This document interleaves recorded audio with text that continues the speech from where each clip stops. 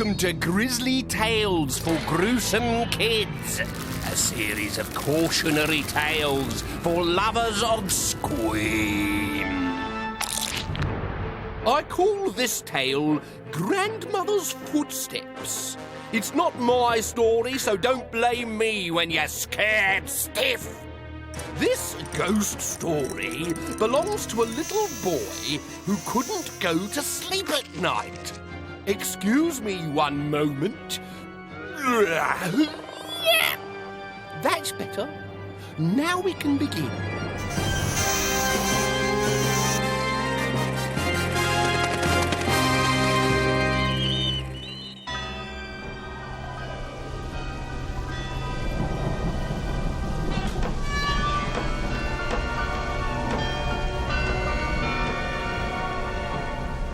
I couldn't sleep.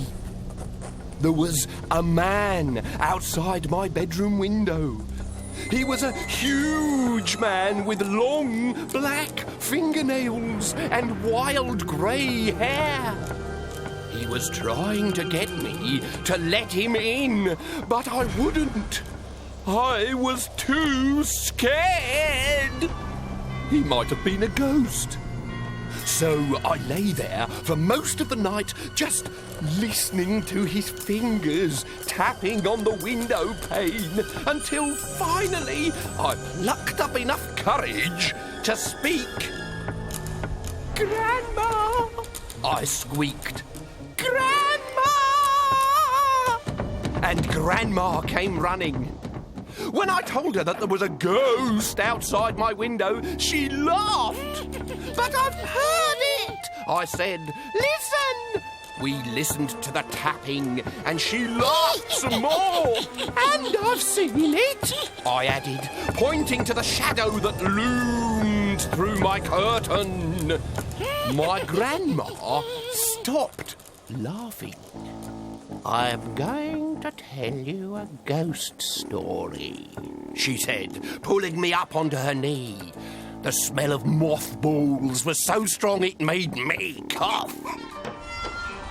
"There was a boy," she said, "not much older than you. His name was Jolyon, and he lived in a huge, drafty old house on the edge of a graveyard."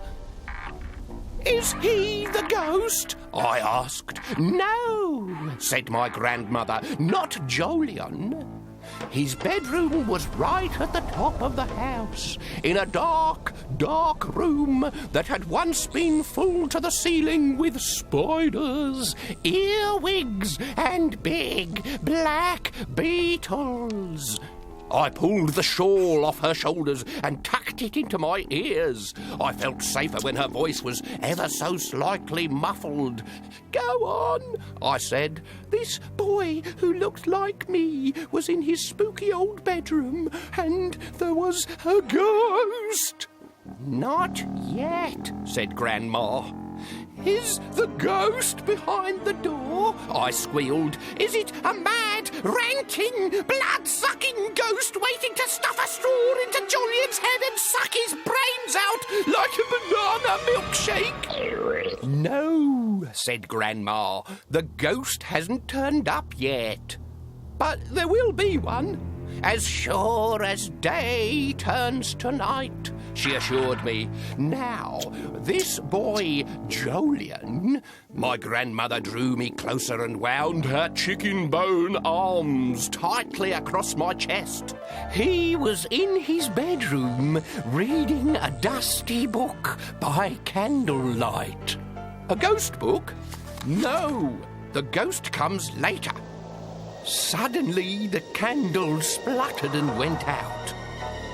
In the moonlight, Jolyon could just make out a shadowy figure outside his window. "The ghost!" I yelled. "Not yet," said Grandma. It was then that Jolyon heard the scratching. "Is it the ghost, Grandma?" I asked from underneath her shawl. "No, dear. Be patient. Just wait and see." Grandma made a funny clicking noise with her teeth and carried on.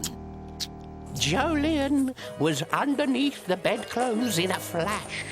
A ghostly hand was scratching at his window. His mouth was dry. His shiny white knuckles stood out in the gloom under his blankets. Then the scratching stopped. There was a deadly silence. Jolyon gasped. He closed his eyes and wished with all his might that his ghostly visitor might go away. He wished and wished and wished, and that was when the knocking started. "It is the ghost!" I shouted, holding tightly onto Grandma's shawl. "It is not," she said, stroking my hair. "The ghost comes at the end, but Jolyon doesn't know that because he's in the story." Grandma took out her left eye and polished it. "Well, go on," I said impatiently. Jolyon lay in his bed, terrified to move, lest this huge beastly skeleton should leap into the room and chop him up with an axe. Suddenly, there was a terrible crash of glass as giant fingers smashed through the window. Jolyon screamed as his bedroom door burst open. "This must be the ghost," I yelped. "No," said my grandmother. "Not long now, though." It was Jolyon's grandmother bouncing into his bedroom, wielding a copper bedpan. She had heard his screams for help and had leapt from her bed to protect him.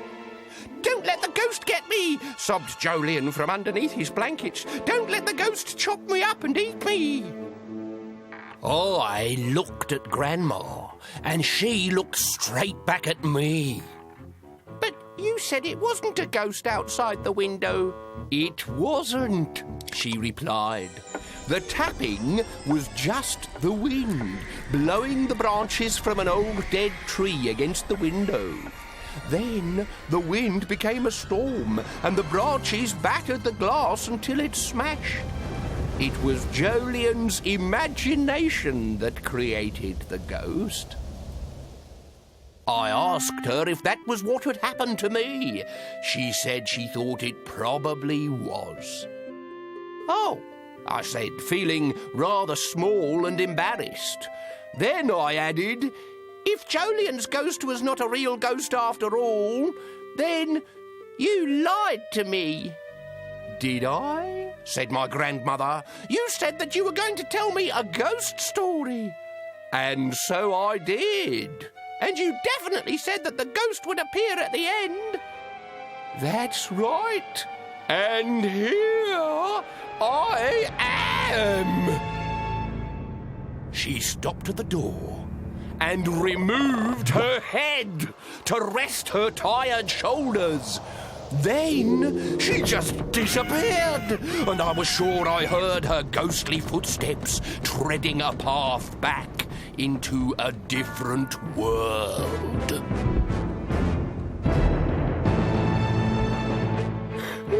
Time I went to bed, I think. And time I woke up. Did you guess who the ghost was? Not very hard, was it?